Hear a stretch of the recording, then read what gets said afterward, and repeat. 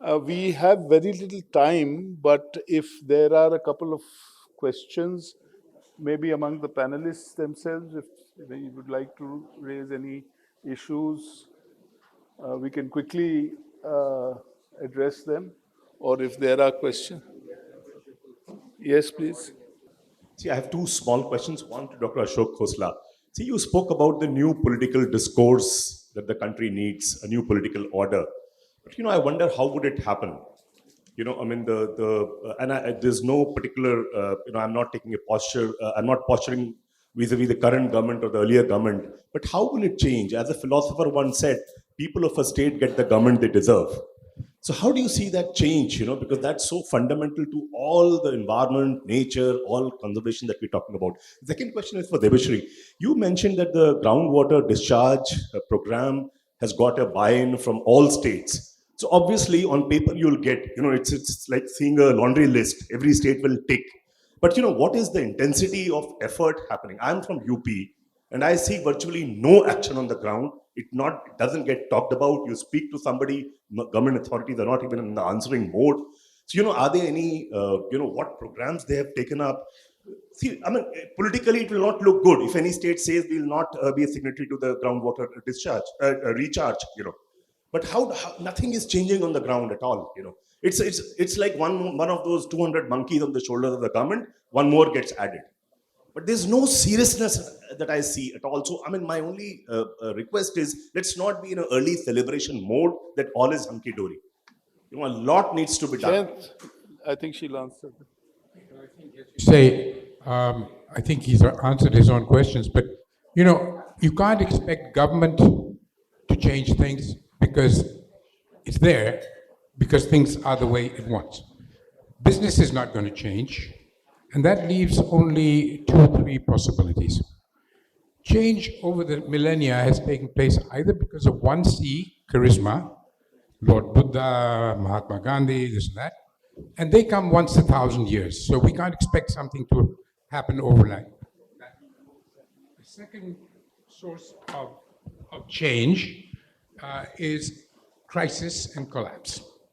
And we're heading for that with climate change, with species extinction, with a large number of things. There's pretty big crises coming up, and they'll force us to change. And the third source of change is civil society. That was the point I was trying to make. Almost everything we value today, whether it is universal suffrage, whether it's gender, whether it's social justice, whatever, has come not from governments, not from business, but from civil society. They were forced onto unwilling governments. Democracy is something we value very much, and I hope we will continue to have. But the answer to your question is fundamental change takes place when people like the conveners here say enough is enough, we want change. It's not going to come from the top, and it's not going to come from the top. Business, Sarkar, and Bazaar are not about change. They've already been getting the benefits of the present system. So if you want to change, then you've got to either get another Mahatma to come in, or another crisis, or civil society, people like us. I think the caveat here is definitely not celebrating early. What I did say was that the states, to the extent that the states have taken ownership of the program, is that they have. So there are various processes that have been put in place. They're not perfect. One is that the states have created their own state nodal officers. They're mapping their water bodies. From next year onwards, we're in the process of creating, we will try and come out with an annual state of the water bodies report, which looks at 4 attributes, not a huge number, but 4 attributes, and district-wise state of the water bodies report, which tells the district authorities, okay, you have X number of water bodies, and today you have X minus Y, or you have X plus Y. The spread has improved. So we are trying to use the instruments that we have. And I'd like to report that the southern states are doing extremely well. Orissa is doing extremely well. The reasons that, one of the things that we've also done is, for instance, certain states have, relationships with central government. And this program was led by central government. It was a central government program. However, every state has come on board because we've said, call it what you like. Call it Jal Dharo, Jal Bharo in West Bengal, call it Jal Jeevan Haryali in Bihar, call it, so call it what you like. Let's look at the basic principles. So we're starting out 2019, 2021, 2022. Again, the other thing that has happened, and this may be good, bad, indifferent, but into every district, there has been a team of one central nodal officer and one technical officer who's gone into the district and spent time looking at the work happening there. We've had to tread very carefully there again, because it cannot be, monitoring. It's really about awareness raising and a support role. So that has raised a certain degree of awareness even in the district authorities. The focus has been that district collector. When I was, for instance, district, water was not in the center of our consciousness. Water management was not something we talked about. But today, what we're trying to do is bring young officers, people who are going into subdivisions and districts. Their understanding of water management and water governance has to be central to the development process. So, work in progress. I mean, absolutely, huge way to go. And I didn't even talk about governance in terms of, what is the legislative mechanism, what are the other governance. So there is work happening on this, but this work has to be done with the state governments. We cannot prescribe. So I don't know if I answered what you asked. मेरा मेरा प्रश्न आपसे ही है, देवाश्री जी से, और मैं आपका ध्यान बिहार के उसी प्रोग्राम की ओर ले जाना चाहता हूं जिसकी आपने अभी चर्चा किया है। मैं आपके उस डेटा से सहमत नहीं हूं जो बिहार में जो 80% जो आपके वाटर बॉडीज थे जो कम्युनिटीज में थे उसको आपने इंक्रोचमेंट फ्री कर दिया है, नंबर 1। नंबर 2, जो आप सिर्फ एक काम करें सेंट्रल में रह करके, स्टेट गवर्नमेंट को वो सभी काम करने से रोकें जो आप चाहते हैं। आप कम्युनिटी या सिविल सोसाइटी की ओर बाद में जाएं। स्टेट गवर्नमेंट आपका सबसे बड़ा डिफॉल्टर है, आप उससे उसको ऑडिट करवाएं। उनकी किसी भी प्रोग्राम में आपके कलेक्टर आपके एजेंट है वहां पर। मैं आपको कहता हूं, मैं सिर्फ 2 उदाहरण देता हूं, पटना और दरभंगा का। आप ऑडिट करवा लीजिए, आपके सारे प्रोग्राम्स वहां पर 0 लेवल में हैं। Thank you.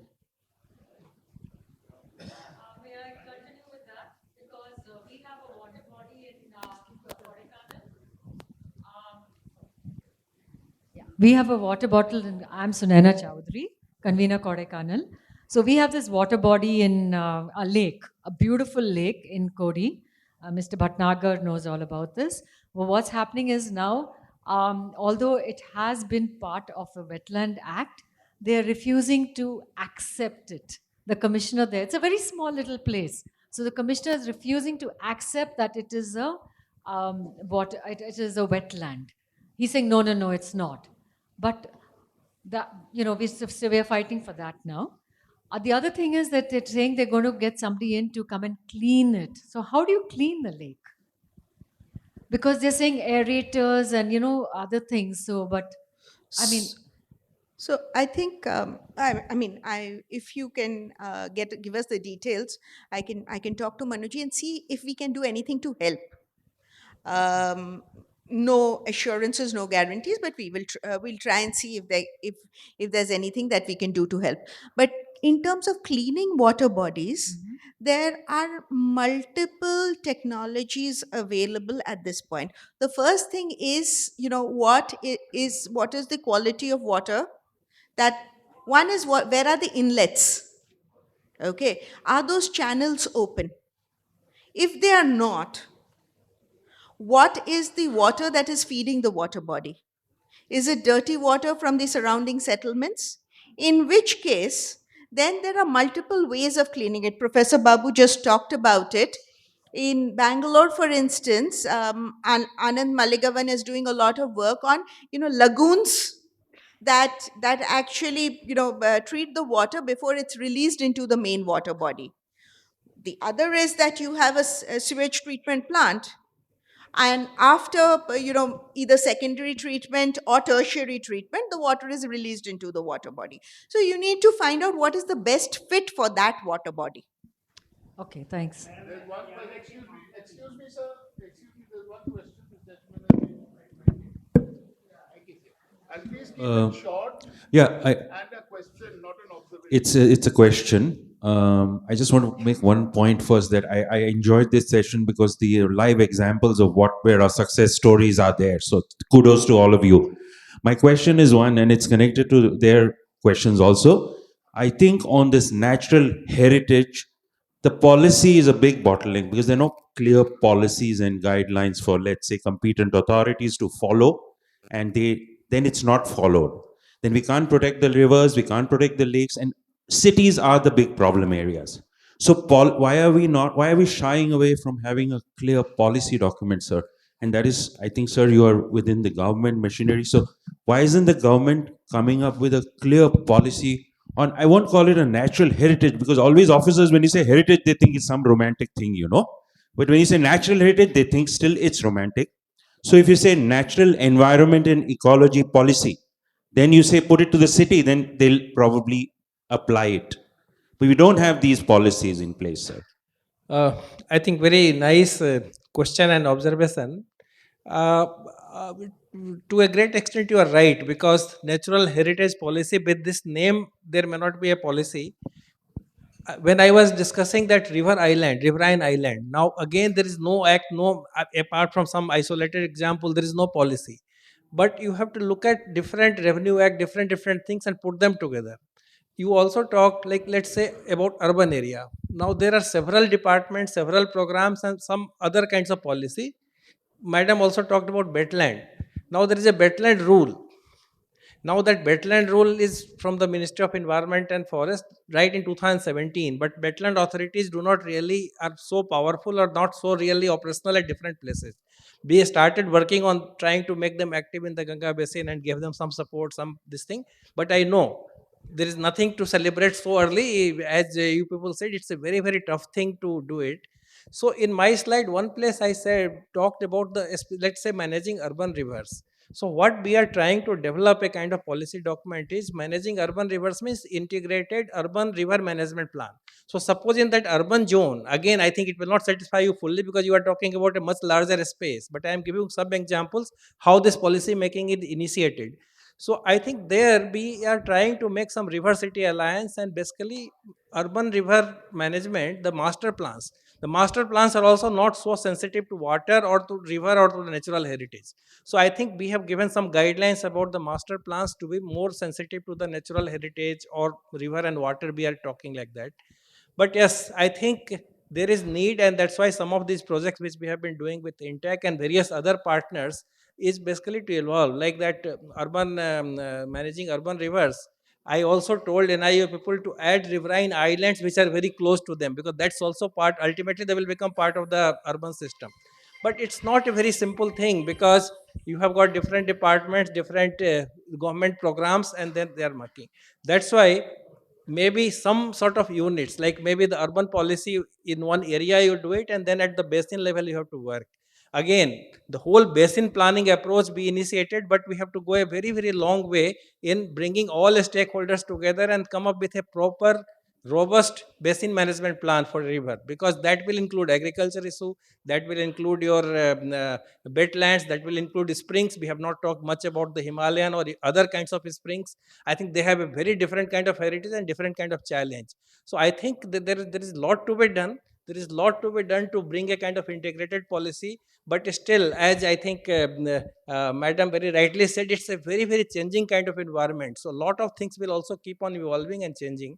But perhaps a gathering of this type and the ideas of this type gives us a kind of interest that how perhaps we can also trigger some more integrated approach in these policies. Good. Last. Sorry, sir, we have run out of time. May I now request Mr. Manu Bhatnagar to kindly give the tokens of appreciation. to our honored guests.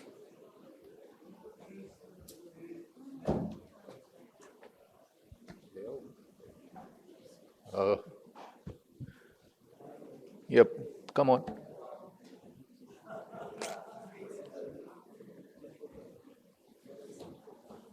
So, to Dr. Ashok Khosla first. Please hand over. आप कर दो. And there is a more substantial token. In terms of weight. Right. Thank you. Next, please. To Mr. Mishra.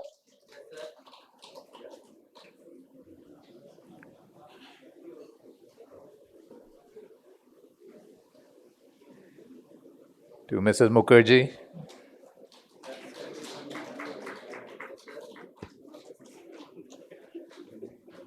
To Dr. Babu.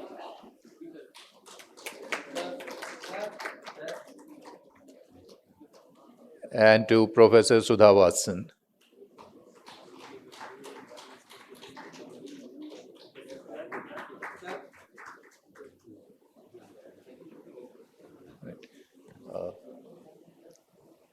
Ritu. May I now request Dr. Ritu Singh to please convey her vote of thanks.